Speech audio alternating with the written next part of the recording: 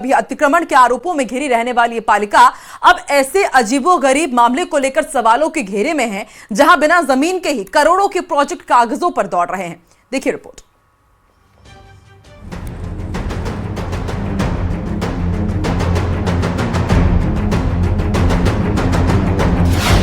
बिना जमीन बना प्लांट, गारंटी अवधि बाकी, फिर भी सड़क खोदी।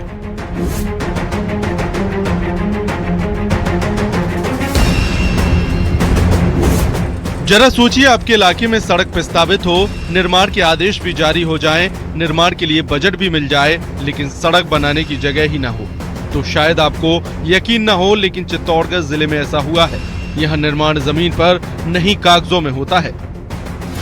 रावतभाटा में 2023 में बजट घोषणा के तहत सीवेज ट्रीटमेंट प्लांट और पाइपलाइन बिछाने के लिए करीब 41 करोड़ रुपए का कार्यादेश जारी किया गया।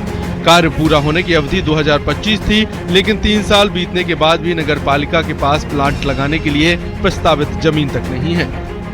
एक्चुअल में जो रावतभाटा क्षेत्र है वो धारा 20 से प्रतिबंधित है, जो इसका अर्बन एरिया कई सारा जो इसके विलेजेस हैं। और इस बाबत जो हमने वाइल्ड लाइफ में भी एप्लीकेशन दायर की है और एसटीपी जो है, जो सीवेज ट्रीटमेंट प्लांट है हमारा, उसके बाबत हम जो लैंड सेलेक्ट कर रहे हैं वो उसे हम डिनोटिफाई करा के और वहाँ पर हम एसटीपी प्लांट भी लगाएंगे, जो जैसे ही फॉरेस्ट वाइल्ड लाइफ की अनुमति आ जाती है तो वो कार्य प्रारंभ हो जाएगा। एनजीटी यानी नेशनल ग्रीन ट्रिब्यूनल ने 2016 से ही क्षेत्र में निर्माण पर रोक लगा रखी है। मुकुंदरा टाइगर रिजर्व और Jawahar Sagar wild life sanctuary conservation के नियमों के चलते जमीन अलॉटमेंट फंसी हुई है।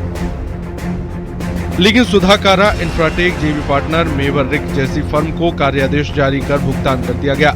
गारंटी पीरियड की सड़कों पर भ्रष्टाचार यही नहीं रुकता। आरोप है कि साल 2022 में करीब 1.5 करोड़ रुपए खर्च कर जो सड़कें बनाई गई थी, उनकी गारंटी अवधि अभी बाकी थी। लेकिन नियमों को ताक पर रखकर उन सड़कों को खोदकर नई सड़कें बनाने का टेंडर निकाल दिया गया और सीवरेज के लिए डाले गए ड्रेन चैम्बर को निकाल कर वहाँ सीसी सड़क बना दी गई। 6 महीने पहले सीवरेज लाइन काम चालू किया था इन लोगों ने, और हमारे आरपीएस का मुख्य मार्ग यही है, पर इन लोगों ने ध्यान देना बंद कर दिया। ना बच्चों का एक्सीडेंट होता है, दिन मोटरसाइकिल पड़ती है यहाँ पर कोई ध्यान देता नहीं है। प्रशासन निवेदन है घर पे काम करा हुआ है, नहीं तो और दिन आए दिन बच्चों का एक्सीडेंट होगा, कोई लगेगी करेगी, जिम्मेदार प्रशासन होगी इसकी।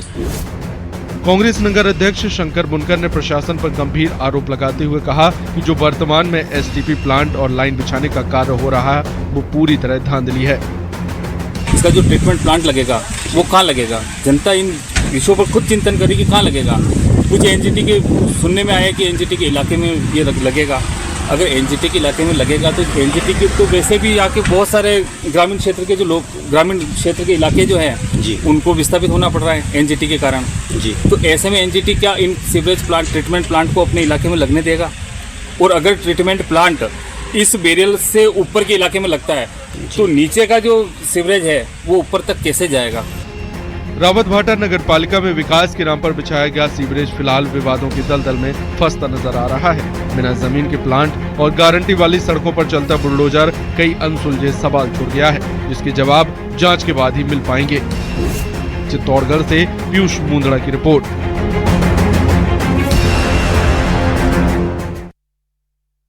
योजना बनाई जा रही है।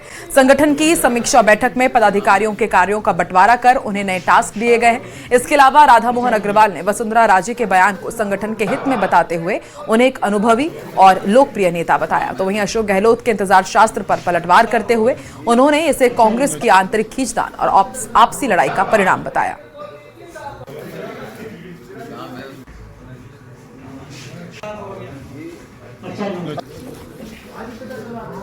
प्रदेश के जो नवनियुक्त पदाधिकारी हैं, आज उनकी विस्तार से बैठक ली है। पिछले 3 महीनों में उन्होंने संगठन में क्या क्या काम किया है उसकी समीक्षा की है। कुछ ऐसे भी पदाधिकारी हैं जिनको अभी काम या दायित्व नहीं दिया गया है, उनके बारे में भी निर्धारण किया गया है। चाहे वो उपाध्यक्ष हो, महामंत्री हो, मंत्री हो। अच्छी बात कही उन्होंने और एक सैद्धांतिक बात कही है। ये तो हमेशा होना चाहिए कि जो अच्छे कार्यकर्ता हैं, शुद्ध कार्यकर्ता हैं, उनको समुचित स्थान दिया जाए। यहाँ के पुरानी नेता हैं, आज भी लोकप्रिय नेता हैं, विशाल अनुभव है उनके पास, और तो हमारे सामान्य कार्यक्रमों में आती हैं वो। हम उनके दी गई बातों को नहीं सुनेंगे, ऐसा क्यों?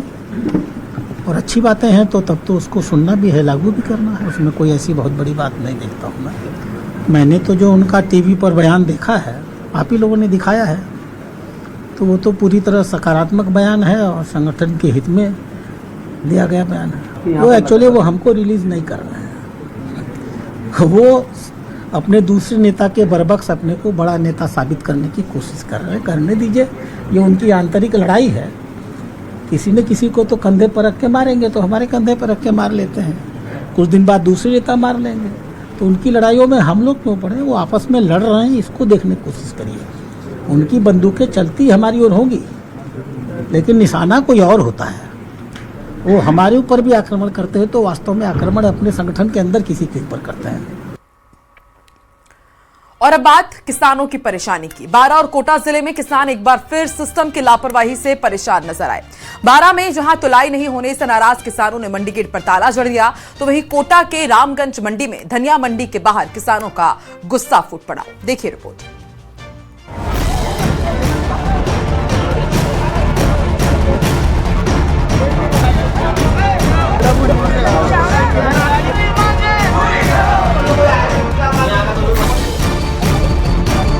बारां जिले के अंता में सरकारी खरीद केंद्र पर किसानों का गुस्सा उस वक्त फूट पड़ा जब कई दिनों से उनकी फसल की तुलाई नहीं हो सकी।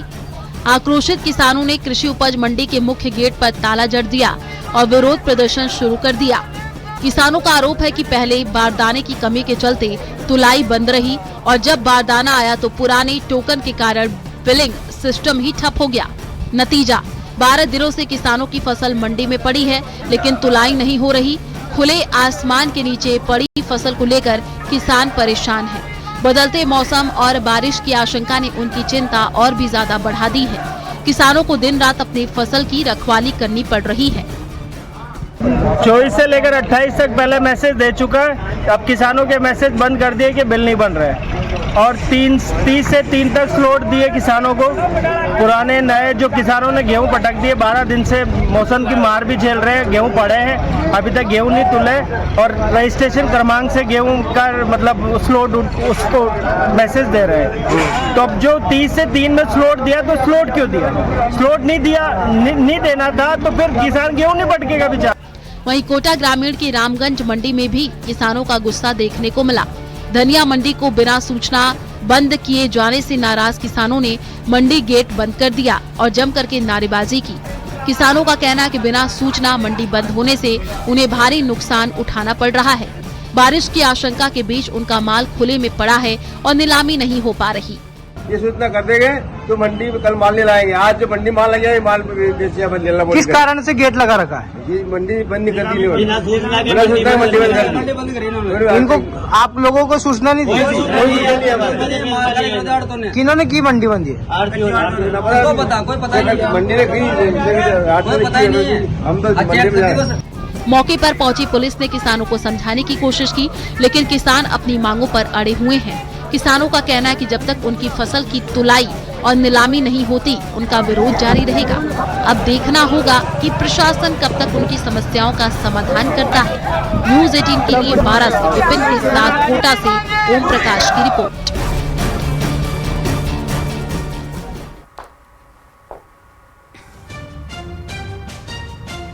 सीएम भजनलाल शर्मा इन दिनों दिल्ली के दौरे पर हैं। वित्त मंत्री निर्मला सीतारमण से उन्होंने मुलाकात की है, शिष्टाचार भेंट हुई है दोनों के बीच। केंद्रीय वित्त मंत्री निर्मला सीतारमण के घर वो पहुंचे और शिष्टाचार भेंट उन्होंने की है। आपको बता दें, इससे पहले नितिन नवीन से भी उन्होंने मुलाकात की थी और दोनों के बीच 45 मिनट तक राज्य के विभिन्न मुद्दों पर चर्चा हुई, संगठन को लेकर के भी बातचीत हुई है। और उसके बाद सीएम भजनलाल शर्मा पहुंचे निर्मला सीतारमण, जो कि वित्त मंत्री है, उनके आवास, और फिर सीएम भजनलाल शर्मा और निर्मला सीतारमण के बीच शिष्टाचार भेंट हुई है। न्यूज़ 18 राजस्थान पर आप ये एक्सक्लूसिव तस्वीरें देख रहे हैं। दिल्ली के दौरे पर है सीएम भजनलाल शर्मा, दोनों के बीच यहां पर मुलाकात हुई, शिष्टाचार भेंट हुई और राजस्थान के मुद्दों पर चर्चा भी हुई।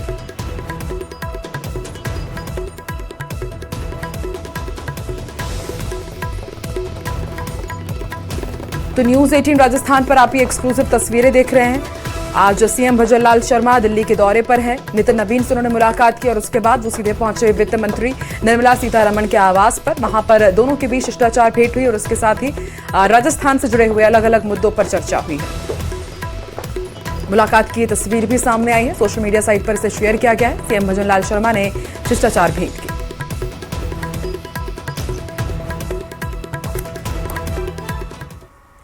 जयपुर में केंद्रीय कृषि मंत्री शिवराज सिंह चौहान ने क्षेत्रीय कृषि सम्मेलन के बाद प्रेस कॉन्फ्रेंस किया और कृषि क्षेत्र को नई दिशा देने की घोषणा की है। इस दौरान उन्होंने कहा कि अब हर राज्य का अपना अलग कृषि रोड मैप तैयार होगा, जिसमें वैज्ञानिकों और किसानों की सीधी भागीदारी होगी। केंद्रीय मंत्री शिवराज सिंह चौहान ने यह भी बताया कि अगले 3 महीनों में देश के सभी किसानों की फार्मर आईडी बना दी जाएगी। उन्होंने दलहन और तिलहन के आयात पर निर्भरता कम करने के लिए राज्यों को उत्पादन बढ़ाने का भी लक्ष्य दिया है।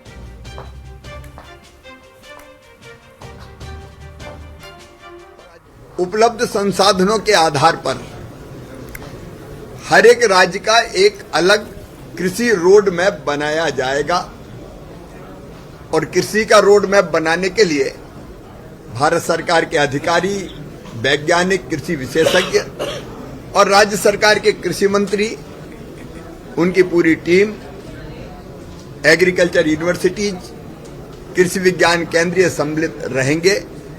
अलग कृषि रोड मैप बनाएंगे और किसानों को उसके आधार पर सलाह देंगे कि यहाँ कौन सी फसल की कौन सी किस्म, कौन सी कृषि पद्धति से बेहतर होगी। इस दिशा में हम लोग काम करेंगे।